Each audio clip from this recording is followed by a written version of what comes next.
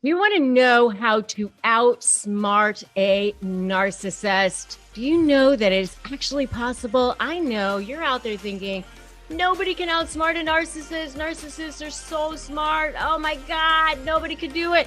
It is possible, and I'm going to tell you how. So stay tuned.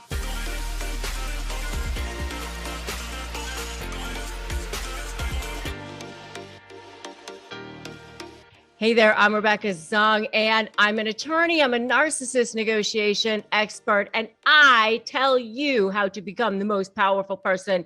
Get rid of the fear. Yes, it's possible. So make sure you subscribe to this channel and hit that notification bell so that you can become the most powerful person against narcissist. I'm going to give you 8 ways by the end of this video to become the most powerful person against narcissist. Okay, so how do you outsmart a narcissist? I know what you all are thinking. You can never win against narcissists. I know so many people believe that you can never, ever win against narcissists. Why do you believe that? You believe that because they want you to believe that, because they started making you believe that right from the beginning of the relationship. That was part of your conditioning from the beginning. When they started love bombing you at the beginning of the relationship, that was part of the conditioning. That was part of that charm, part of that whole thing when they started coming on super strong, when they seemed so perfect for you at the beginning. And I'm talking about whether it was a romantic relationship or a business relationship or a friendship or whatever it was. They are chameleons. They know how to seem perfect for you. So when you are outsmarting a narcissist, they first outsmarting you, frankly, at the beginning. That's what they do. So when you have to outsmart them, you're kind of shifting the conditioning at the beginning. One of the things that you can start doing is, number one, agree with them. You see, they love that sort of game of you disagreeing with them. They love that friction. They want that pushback from you. They get narcissistic supply from that, especially during the discard phase, when they see that you are upset, when they see that they're getting a rise out of you, when they see that you are triggered by them. And so when you start agreeing with them, then there's not that friction. I actually used to know a narcissist. Actually, my husband and I had a narcissist in our family. When somebody would start to get upset, he would actually go, okay, now we're starting to have a conversation. Now we're starting to get going here. And the person would actually be upset. And he would actually think that that was funny or something. He would actually get kind of off on that. But that was sort of how he kind of was humored or something. But that was his way of having a conversation or something. So by just agreeing with them, you outsmart them in a way. Now, I'm going to have to give you a little bit of a caveat on this, obviously. Obviously, you're not going to agree with them on something that could hurt you in the long run, especially if you have a case going or something. You're not going to agree with them if they say, oh, you're an alcoholic, or you are a deadbeat dad, or you didn't pay something that you were supposed to pay and you actually didn't pay it. You're not going to do something that's going to hurt you in writing and say, yep, you're right, I'm an alcoholic. Obviously you're not going to do that. So within reason, you are going to agree with them. And, I do want to give my caveat that I give often as an attorney, I'm going to say to you, remember that anything you put your hand to, any writing is a potential trial exhibit. So be careful what you write, be careful what you post, be careful what you send in an email, in a text, in what you write on Facebook, what you write on Instagram or whatever. Any of those things could be a potential trial exhibit. So be very, very careful about that. But, agree with them is number one. That is something that you could do to outsmart a narcissist. Number two thing that you could do to outsmart a narcissist is ask them their opinion on things, especially if you are in negotiations, because they love to hear themselves pontificate. They love to hear themselves talk. They love to hear themselves go on and on about things. And they will tell you their opinions on things, and they will tell you what they're thinking about things. There was a lawyer that I used to litigate against, and he would often tell me his opinion on things. He would often tell me what he was going to be doing as far as his case. He would tell me where he was going to be going, what he was going to be thinking, because he thought so highly of himself. And then I would know what direction he was going to be going on his particular case because he thought so highly of himself. I actually used to be in front of a judge who would think so highly of himself that we used to know that all we would have to do was get him talking, and he would talk so much that he would often change his ruling because he would talk so much sometimes, or he would talk himself into reversible error because he would talk so much.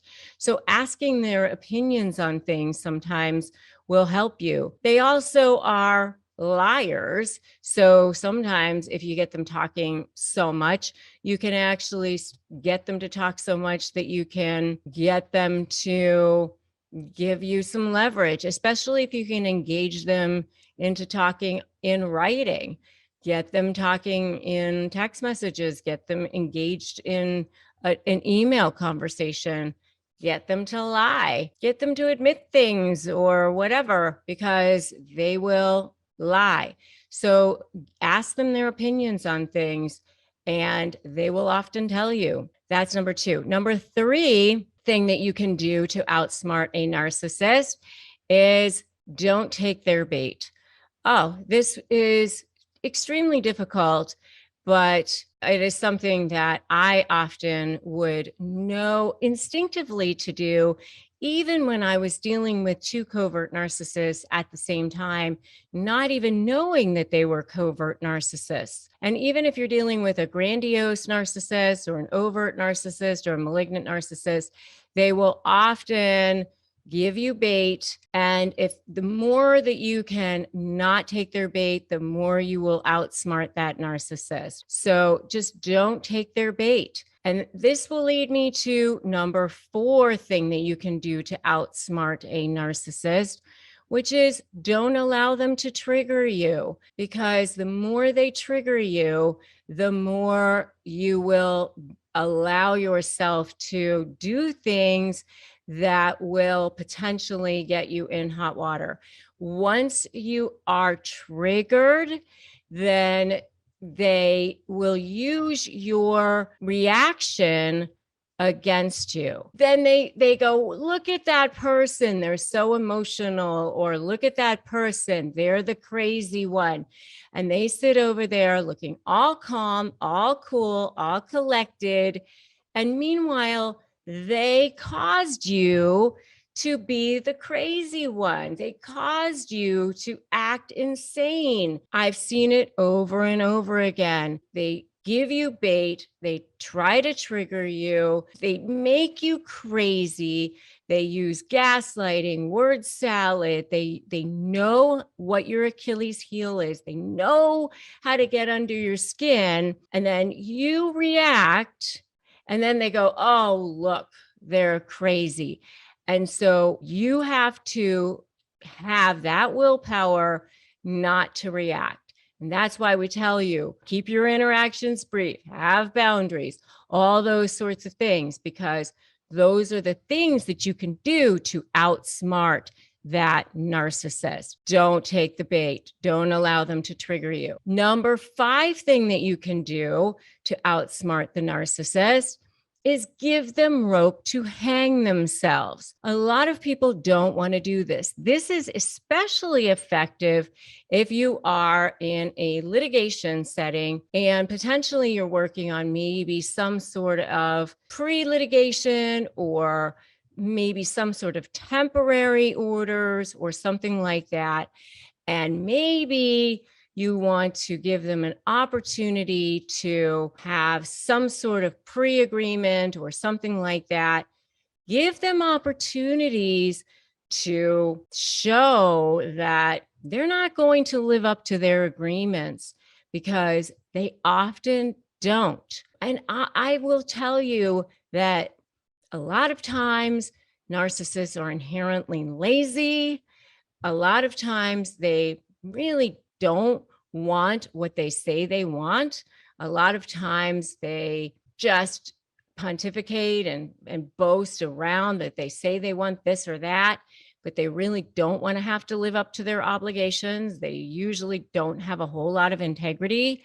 And so give them the rope to hang themselves. Let them show that they're not going to live up to their obligations, because then you can use that against them. Okay. So don't be afraid to give them some rope to hang themselves, because you will be able to use that against them. So that's number 5. Number six thing that you can do to outsmart the narcissist is hold on to your leverage until you are ready to use it. So many people will want to show them right away, look at this thing that I have, look at this thing that I have against you. But when you show them right away, then you are showing them all your cards. You don't want to do that. You want to build an invisible fence around them and then spring it on them when you are ready. So I actually have a whole video on this, which you're definitely going to want to check out. It's called Take Down the Narcissist Using This Magic Bullet, which is leverage. You're definitely going to want to check that out. So just really, really be careful about that. Hold on to your leverage until you're really, really ready to use it. Be careful about that. Hold your cards close to the vest. This is why you want to use my SLAY strategy. Strategy, leverage, anticipate, focus on you. Build your strategy, have your vision, have your goals, create your plan, then use your leverage, anticipating what the narcissist is going to do and being 2 steps ahead of them, focusing on you, your case, your position. Yes, you need a good lawyer, but I'm telling you, 99% of lawyers don't understand narcissism. Lawyers are really only there to apply the law. You've got the good leverage in your hands. You need to build the leverage. You can turn the leverage over to your lawyer, but you need to help build the leverage. So take down the narcissist using that magic bullet leverage. Hold on to your leverage until you're ready to use it. So that's number 6 way that you can outsmart that narcissist. So number 7 is spring it on them.